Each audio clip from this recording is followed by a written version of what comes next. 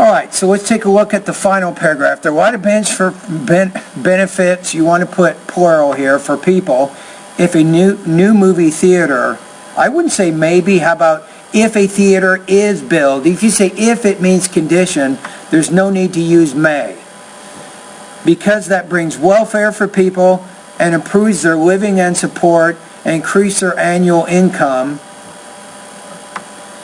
Yet the problem is what you're saying in the conclusion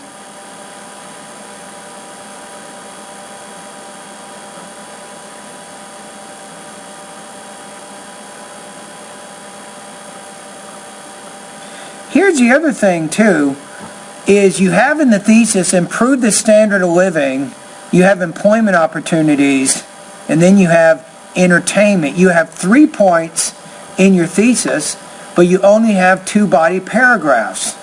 That's a little bit confusing. Then in the conclusion, you refer to 2 points, but not 3. In the conclusion, you talk about welfare and improving the living and support, but you don't mention anything about the entertainment idea. And even with the entertainment idea, it's not really explicitly developed in this first paragraph. Alright, so how will you score here? Let's take a look at the rubrics.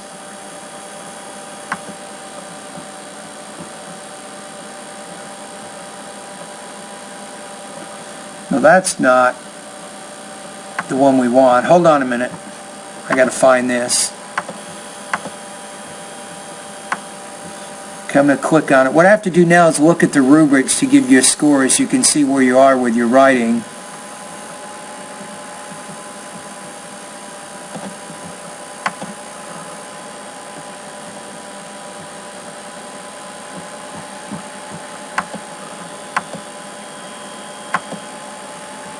Okay, here we go. I don't think you'll score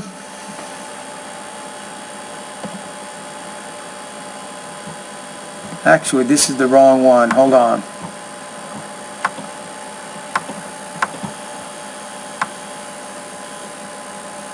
Here it is. I got it.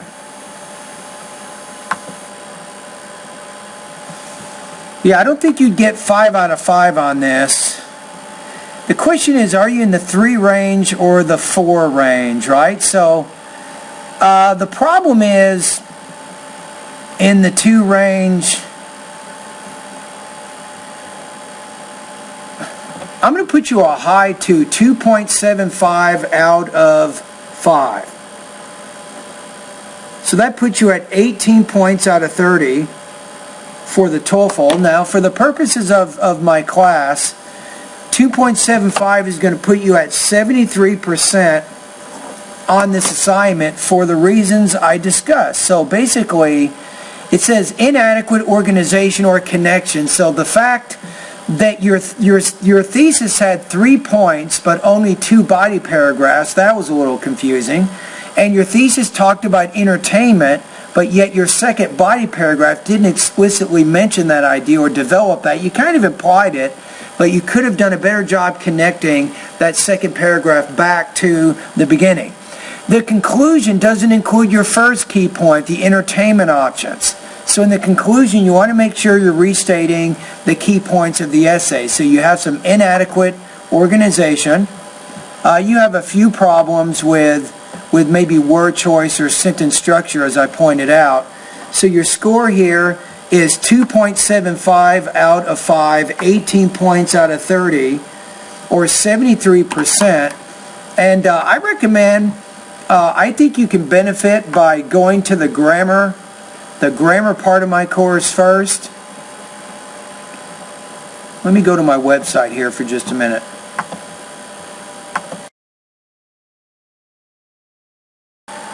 Alright, let's take a look at your essay. These comments are for GS, and I am Michael, the founder, owner, and the materials writer for all of your lessons at the 7-step system to pass the TOEFL IBT. And let's see what you have said here. Okay, so First paragraph, right? Building a new movie theater in my neighborhood is a great idea because it brings some advantages. To support this plan,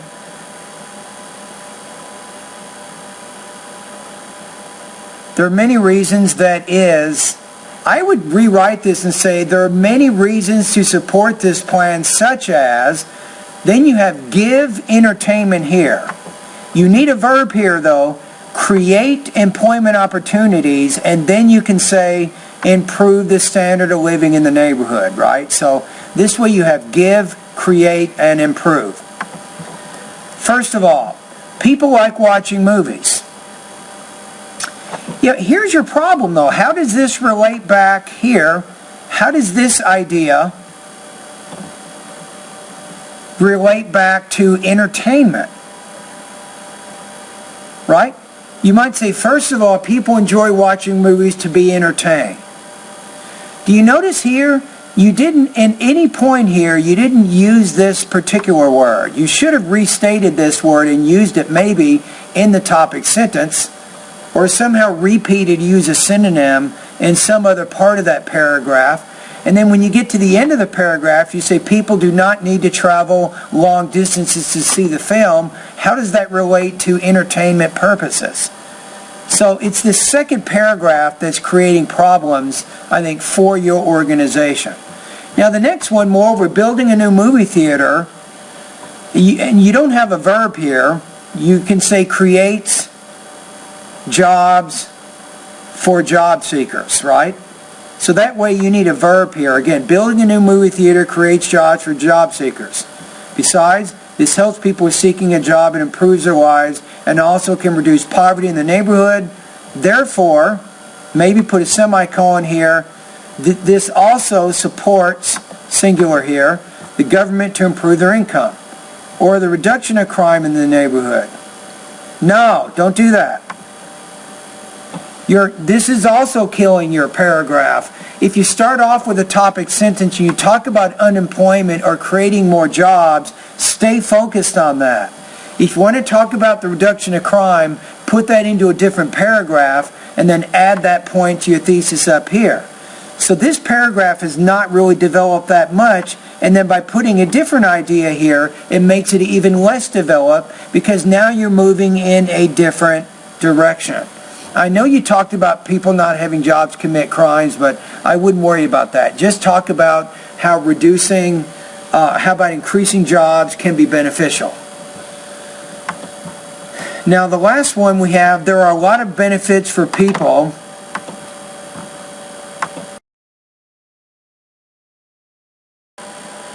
Okay, in the grammar part of my course, I'm going to go to it right now. Hold on. So I'm going to jump.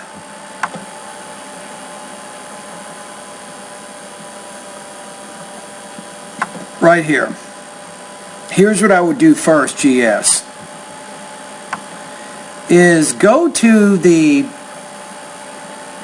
area here. Go and do the grammar diagnostic pretest. Take the pretest, get it scored, and then you can look at the answers you missed. It'll tell you which grammar lessons you should focus on more. So do that. And then secondly, you can go to the writing section of my course. And I'm going to give you some lessons there I think you can focus on. And what I would recommend too is I'd recommend that I would complete 4 or 5 independent writing practice tests between now and the final exam, because you still need more practice. You need more practice ordering your ideas in your thesis, developing the points in subsequent paragraphs, and then including a conclusion which restates the ideas. If you go through this process several times, I think it'll get you closer to getting that higher score. That's going to really help your writing skills. Now remember that my course here, it's not really for the TOEFL exam, as you can probably know. The purpose of my course is to help you improve your academic English language proficiency skills, and particularly in this case, your writing skills. So if you can do well on my writing practice test, that means it's going to be much easier for you in the university setting. Okay, so let's go back to the main part of my course. I'm going to take a look at writing. So So that's step 6, target and improve your writing weaknesses.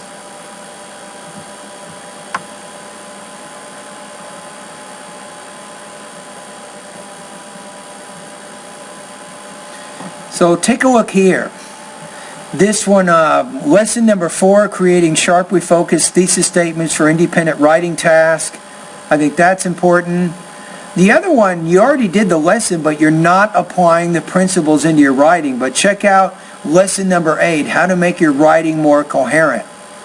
Remember, how you order your thesis determines what happens in the body paragraphs, and make sure in the body paragraphs that you restate some of those key points in the thesis. One key point was entertainment, yet you never mentioned that word in that second paragraph. So go to lesson 8. That'll give you some good tips too. All right, anyway, thank you very much for completing this particular practice test.